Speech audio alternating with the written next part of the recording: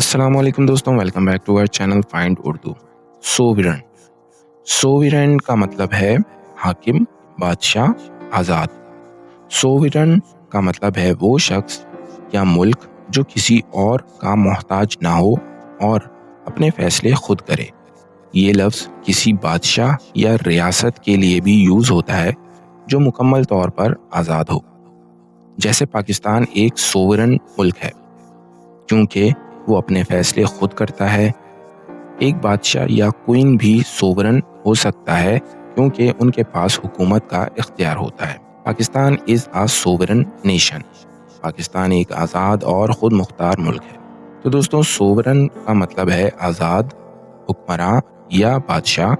یہ ملک، ریاست یا کسی بھی اتھارٹی کے لیے استعمال ہوتا ہے جو خود مختار ہو۔ امید ہے اب آپ کو سوورن کا مطلب سمجھ میں آ گیا ہوگا۔ ملتے ہیں نیکسٹ ویڈیو میں۔ شکریہ۔